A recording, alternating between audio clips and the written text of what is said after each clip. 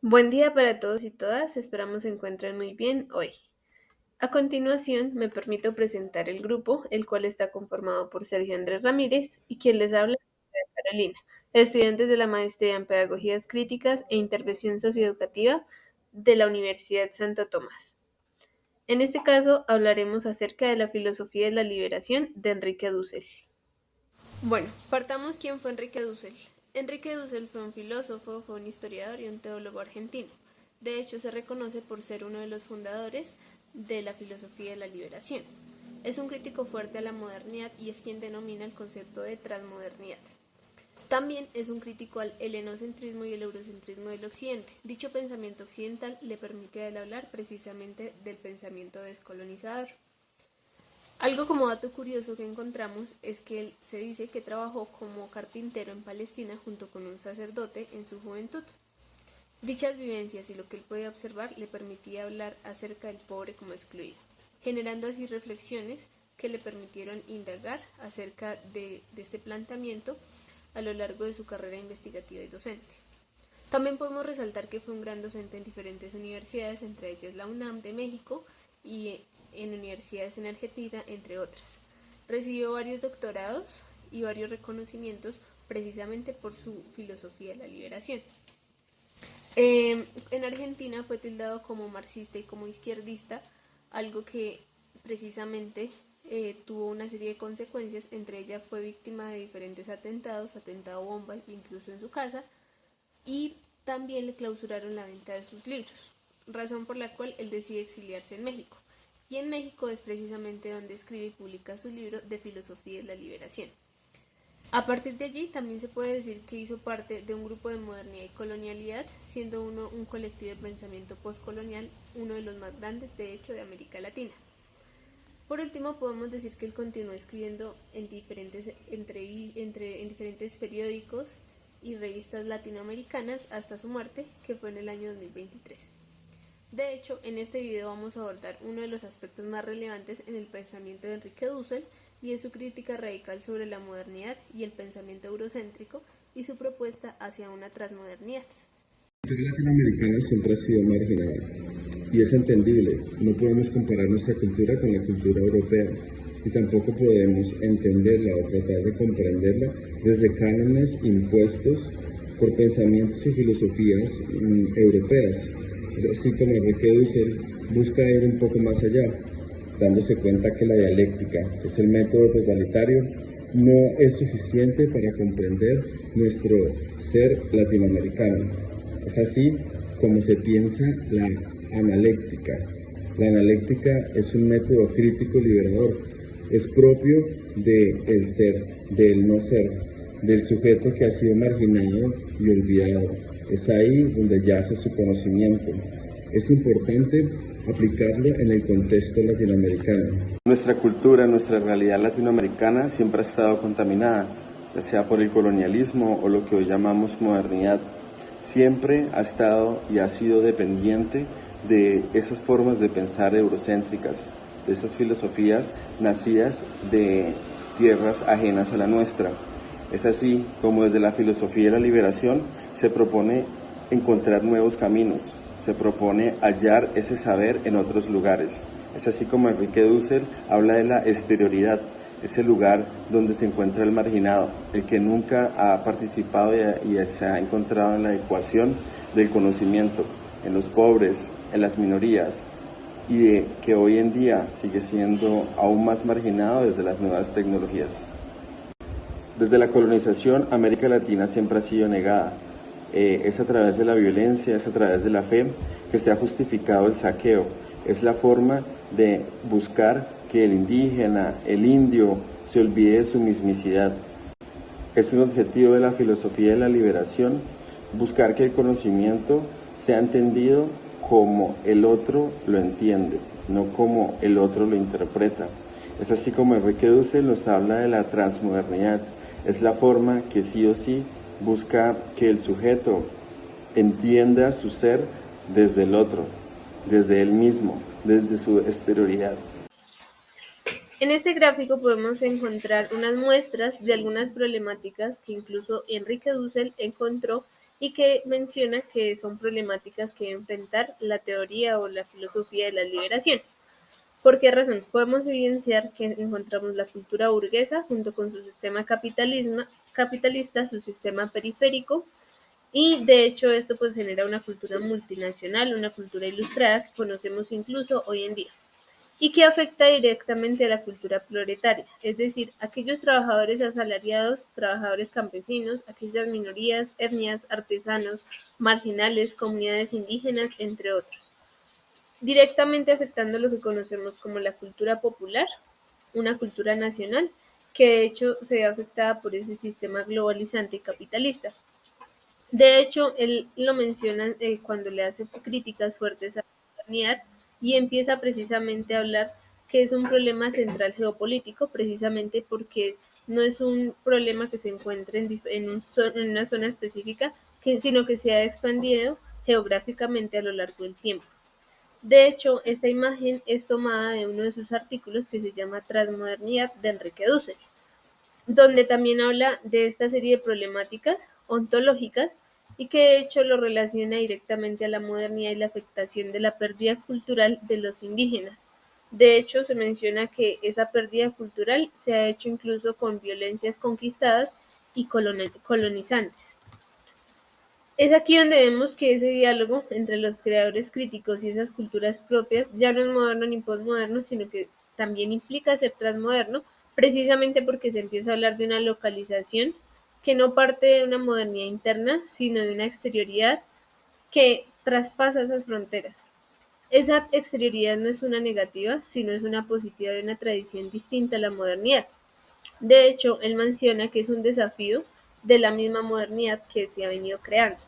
Pero algo que él parte es que precisamente esas culturas indígenas, y en especial en América Latina, empieza a ver mucho más, se empieza a ver mucho más inestable, pierde equilibrio, precisamente porque esa modernidad capitalista empieza incluso a confrontar una parte natural y se convierte en algo explotable, vendible e incluso destructible. De hecho, él menciona también que esas culturas indígenas y eso explotable ha venido creando unos pueblos postcoloniales, ya que han sido conquistados, lo que mencionaba anteriormente, incluso con violencia, y que incluso es necesario desarrollar un modelo de estilo cultural que no sea globalizada, sino que sea propia. Por eso es que él dice que la filosofía debe basarse precisamente en una filosofía adaptada a su contexto y a su entorno, y ya que es tan pluriverso y también es transmoderno y no hablarlo desde una universalidad que sea europea, islámica, taoísta, budista, entre otras. Desde la colonización, América Latina siempre ha sido negada. Es a través de la violencia, es a través de la fe que se ha justificado el saqueo. Es la forma de buscar que el indígena, el indio, se olvide de su mismicidad. Cada quien interpreta la historia a su manera. Para Enrique Dussel, el mito de la modernidad fue mal interpretado. Se habla de la modernidad como un proceso emancipatorio, en el que el sufrimiento, el castigo, la tortura es el precio que está pagando el indígena, el indio, para poder llegar a la modernidad. Es un objetivo de la filosofía de la liberación buscar que el conocimiento sea entendido como el otro lo entiende, no como el otro lo interpreta. Es así como Enrique Dussel nos habla de la transmodernidad. Es la forma que sí o sí busca que el sujeto entienda su ser desde el otro, desde él mismo, desde su exterioridad. Desde el quehacer pedagógico, la filosofía de la liberación exige una praxis filosófica, una praxis que desde la escuela debe ir enfocada a un pensamiento analéctico, a un pensamiento desde la alteridad, donde el conocimiento surja de los mismos espacios, las mismas necesidades y condiciones de los contextos. Desde la escuela se debe incentivar un pensamiento crítico, se debe buscar un pensamiento autocrítico y se debe buscar fortalecer la construcción colectiva de los contextos, la construcción colectiva de la liberación de cada sujeto donde se encuentra a sí mismo, donde se reconozca como él y no dependa de pensamientos impuestos. tan comunes hoy desde los medios de comunicación, desde la cultura pop que se nos brinda todos los días a través de las redes sociales.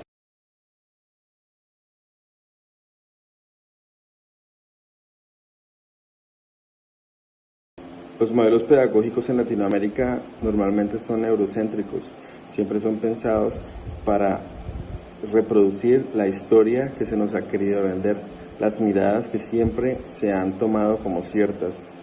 Es deber de la filosofía de la liberación y del docente buscar prácticas, buscar formar filosófica y políticamente sujetos que busquen su propia liberación. Desde el quehacer pedagógico, la filosofía de la liberación exige una praxis filosófica, una praxis que desde la escuela debe ir enfocada a un pensamiento analéctico, a un pensamiento desde la alteridad, donde el conocimiento surja de los mismos espacios, las mismas necesidades y condiciones de los contextos. Desde la escuela se debe incentivar un pensamiento crítico, se debe buscar un pensamiento autocrítico y se debe buscar fortalecer la construcción colectiva de los contextos, la construcción colectiva de la liberación de cada sujeto donde se encuentra a sí mismo, donde se reconozca como él y no dependa de pensamientos impuestos tan comunes hoy desde los medios de comunicación, desde la cultura pop que se nos brinda todos los días a través de las redes sociales. Como conclusiones podemos inferir varias. Entre ellas, principalmente, podemos hablar que la filosofía de la liberación y el pensamiento latinoamericano avanza a través de unos pensamientos socialistas utópicos como Marx, y precisamente también nos recuerda la escuela de Frankfurt, ya que pone la alteridad desde la dominación y busca, se funda una antropología de la liberación y un pensamiento crítico en los sujetos. Como segunda conclusión, podemos hablar que el método analéctico y la filosofía de la liberación como proyecto ético son un poco ambiciosos, ya que buscan la destotalización de la totalidad y busca ser el primer movimiento liberador, es decir, buscan un hombre y una mujer nuevas que sepan escuchar e interpelen la voz del otro, es decir, que no existan voces dominantes, sino que todos puedan participar colectivamente.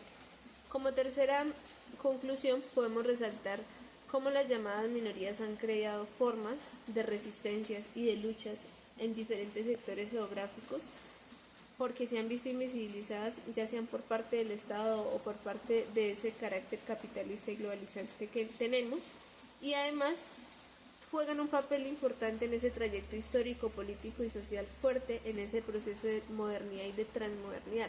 Tampoco podemos desconocer la memoria histórica de aquellos pueblos que han sido invisibilizados. También podemos hablar como conclusión que la liberación Latinoamérica consiste en superar esa alineación colonial y busca reconstruir una identidad propia y auténtica que se adapte a su propio contexto.